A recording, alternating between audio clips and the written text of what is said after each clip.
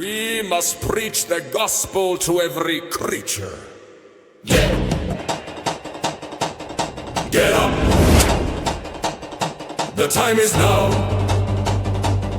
We must obey. We must endure. We must proclaim. No more wasting time. The kingdom of God is at hand. Then shall they call on him in whom they have not believed? And how shall they believe in him of whom they have not heard? The Word of God says in Hebrews 12:29, for our God is a consuming fire.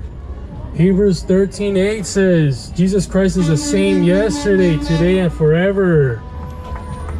The Bible says in James 1:21-25, therefore lay aside all filthiness and overflow of wickedness, and receive with meekness the implanted word which is able to save your souls.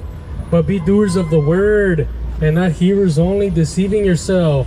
For if anyone is a hearer of the word and not a doer, he is like a man observing his natural face in the mirror, for he does not himself that appears for a little time and then vanishes away. Whereas you do not know what will happen, for what is your life?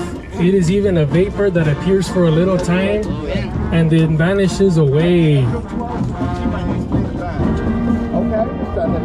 The Word of God says, 1 Peter 4:17-19, for the time has come for judgment to begin at the house of God. And if it begins with us first, what will be the end of those who do not obey the gospel of God? Now, if the righteous one is scarcely saved, where will the ungodly and the sinner appear?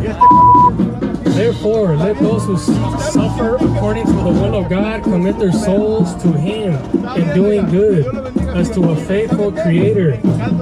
If you have a filthy mouth, you're on your way to hell. Repent or perish. Jesus Christ wants you to save you. He doesn't want you to go to hell. If you reject God, He will reject you on Judgment Day. 1 Peter 5:6-9 says, therefore, humble yourselves under the mighty hand of God, that He may exalt you in due time, casting all your care upon Him, for He cares for you. Be sober, be vigilant, because your adversary, the devil, walks around like a roaring lion, seeking whom he may devour. Resist him, steadfast in the faith, knowing that the same sufferings are experienced by your brotherhood in the world. 2 Peter 2:4-9. For if God did not spare the angels who sinned, but cast them down to hell and delivered them into chains of darkness to be reserved for judgment, and did not spare the ancient world, but saved Noah. The Bible says, go into all the world and preach the gospel to every creature. Jesus Christ is the way, the truth, and the life. God is not mocked. Whatever a man sows, that will he also reap. The Bible says, therefore humble yourselves under the mighty hand of God, that He may exalt you in due time, casting all your care upon Him, for He cares for you. Be sober, be vigilant, because your adversary, the devil, walks about like a roaring lion, seeking whom he may devour. Resist him, steadfast in the faith, knowing that the same sufferings are experienced by your brotherhood in the world. The Bible says, 2 Peter 3:3-7, knowing this, that scoffers will come in the last days, walking according to their own lust, and saying, where is the promise of His coming? For since the fathers fell asleep, all things continue as they were from the beginning of creation.